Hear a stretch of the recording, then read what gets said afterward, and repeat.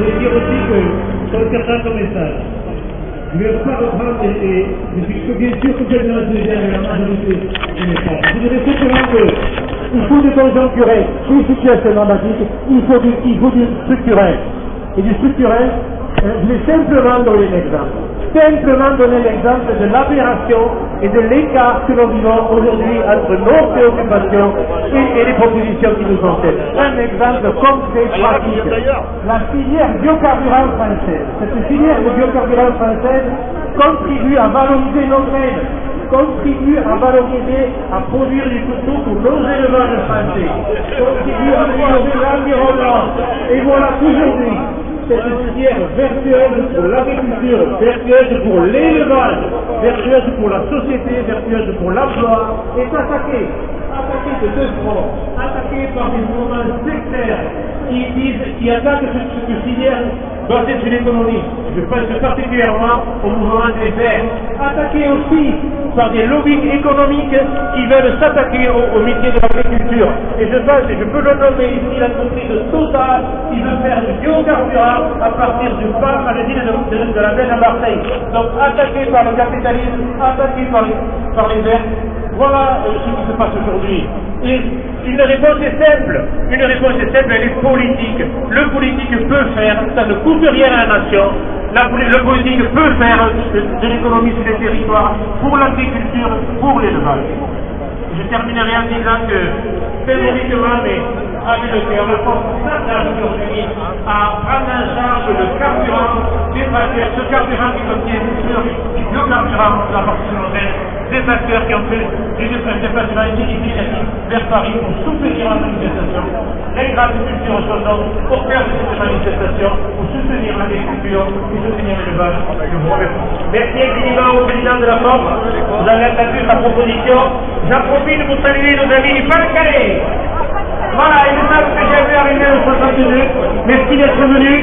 On parle beaucoup de vous pour le moment, je ne vais pas revenir là-dessus, mais je sais que les agriculteurs, vous êtes très solidaires entre vous et que vous avez fait un gros effort pour venir passer cette journée avec nous. Et merci à tous encore une fois d'être là, et que vous êtes toujours en forme.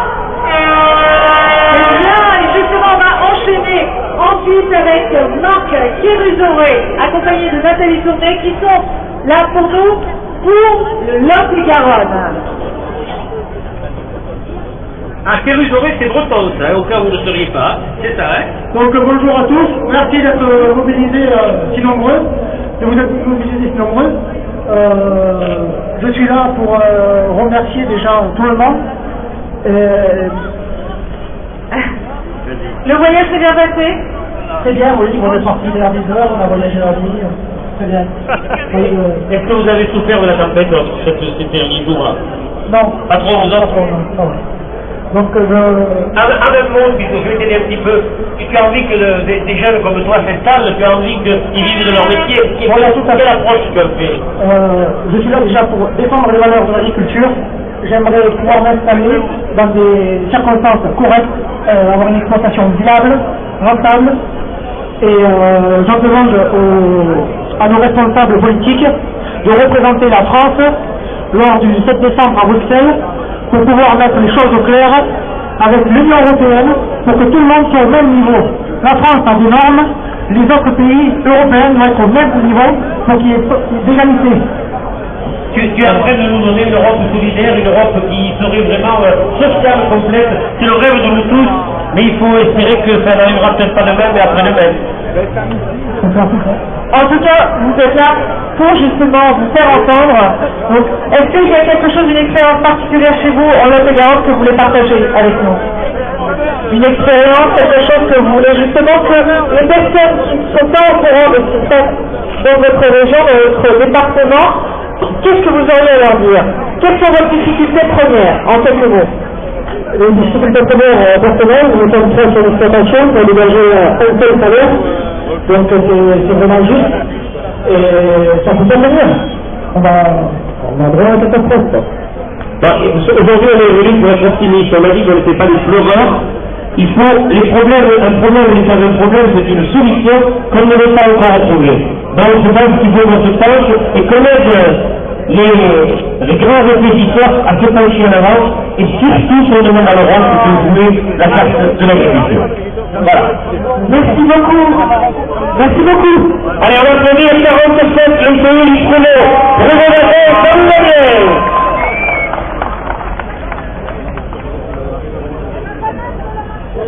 Très bien. Nous avons dédié l'histoire maintenant des Côtes d'Armor, président des Côtes d'Armor. Bien, bonjour à tous. Je ne sais pas où sont tous mes Côtes armoricains, parce que d'abord je suis Côte armoricain. On dit les Côtes. Côte armoricain. On ne vous entend pas. Ça va mieux. Deuxièmement, je suis breton. Troisièmement, je suis français. Nous aussi. C'est marrant, hein? Pas mal. Bien.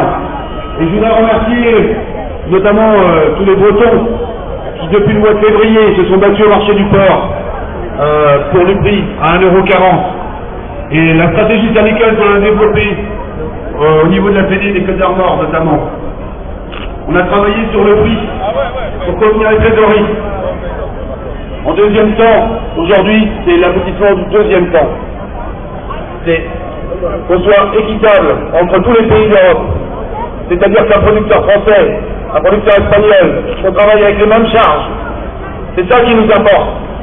Avec les mêmes charges environnementales, fiscales, sociales.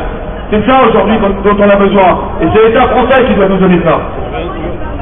Le troisième temps, c'est qu'on vit l'embargo russe depuis 1 an. C'est à l'Europe de nous donner les moyens de dégagement de marché pour pouvoir que tous les produits, que ce soit lait, porc, volaille, qu'on ait du retour financier sur nos exploitations pour contenir le prix. Et puis, en quatrième temps, moi, je voulais vous dire, franchement, je suis fier d'être agriculteur, fier de pouvoir monter des opérations comme celle-ci, et fier des Côtes armoricains qui sont déplacés avec nous. Et puis je dis, j'attends de l'État aujourd'hui des réponses concrètes, parce que sinon, j'ose espérer qu'on ait des réponses concrètes et qui nous conviennent, parce que le départ n'est pas prévu ce soir, sinon. Merci infiniment, merci beaucoup. On est aussi dans l'attente de beaucoup de choses pour ce soir. Qui nous accueille ici. Alors, j'accueille maintenant M. Thiroin, qui est président du Centre Éval de Loire, et effectivement aussi président de la commission environnement à la FNSEA. Oui, je vous salue tous. Quelle fierté de voir tout le monde agricole rassemblé ce matin autour de la nation. Je pense qu'effectivement ça porte bien son nom. Toute la région centre, Val-de-Loire est arrivée. Je crois qu'il y en a encore qui sont encore bloqués tellement on est nombreux et qu'on a du mal à arriver et à tout carrer. Donc je ne tiens à vous saluer tous, et à saluer surtout toutes les régions. Didier Lucas qui passait juste avant, et hier soir à Chartres on a pu accueillir tout l'Ouest, à Artenay on a pu accueillir aussi tout le Massif central. C'est toute une solidarité et une chaîne qui s'est mise en route pour arriver ici aujourd'hui. Mais, comme vous l'avez dit, j'ai aussi au quotidien en charge un dossier bien compliqué, qui est celui de l'environnement. Et là aujourd'hui, merci, à titre personnel, merci d'être là, parce qu'on en bave, vous ne pouvez pas savoir sur toutes les normes qui sortent d'un ministère, puis un autre, puis encore un autre, et à l'intérieur de chaque ministère, un service, puis un autre service. Ils travaillent en silence, ils se comptent jamais, et jamais ils ont compris qu'au bout de la chaîne, il y avait là un seul et unique paysan. Il faut absolument qu'on change complètement la manière de créer des normes, de créer des règles dans ce pays qui est en train d'être complètement bloqué, non pas bloqué par les agriculteurs, non pas bloqué par les tracteurs, mais bloqué par les bêtises du gouvernement et de la façon dont l'administration fonctionne pour la création de ces normes. Il nous faut absolument ce soir un engagement du Premier ministre de cesser immédiatement la production de toutes nouvelles normes agricoles franco-françaises. Il faut absolument un engagement ferme.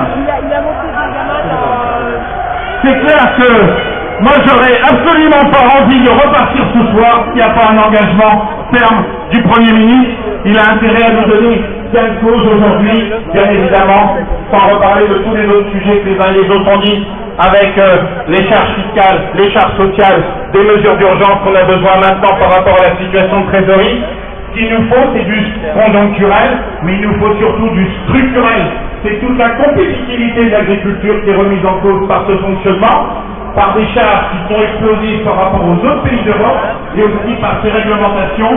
Donc merci beaucoup, on a besoin de vous, on a besoin d'action comme aujourd'hui, de démonstrations de force et de puissance pour obtenir gain de cause. Et avec ce que je vois d'ici de la tribune, vous tous ici, les tracteurs carrés partout, je suis convaincu qu'on va gagner. Merci encore. Merci infiniment, merci beaucoup.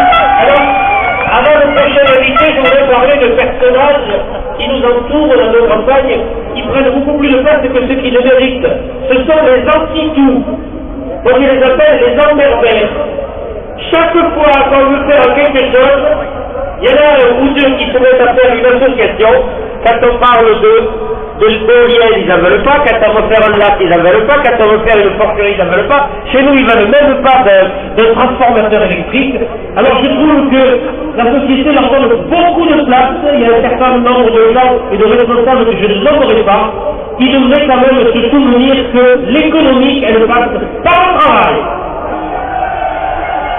Merci, nous allons enchaîner par Jean-Pierre Royalet, qui est donc président de Province.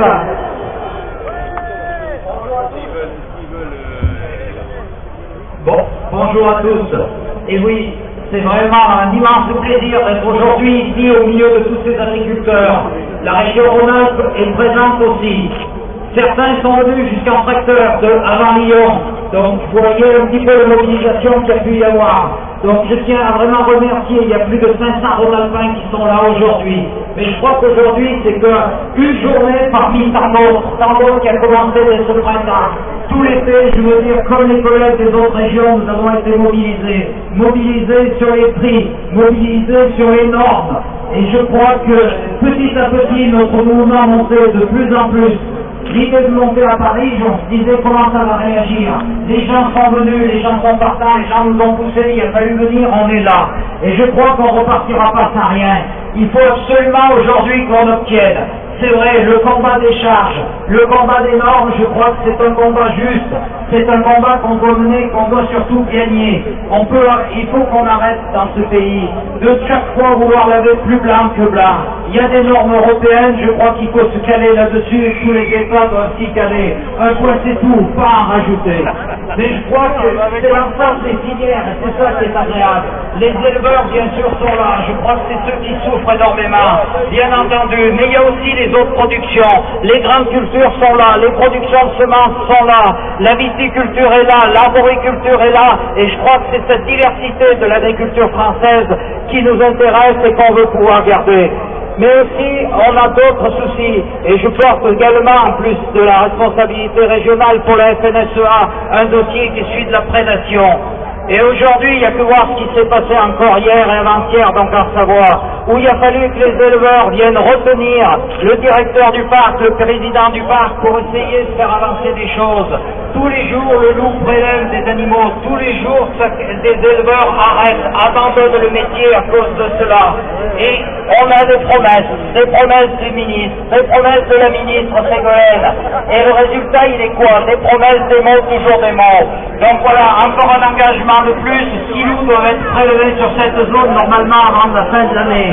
Maintenant, on attend de savoir les moyens. Et je crois que ce n'est pas des mobilisations comme aujourd'hui également qu'on pourra obtenir là-dessus des avancées.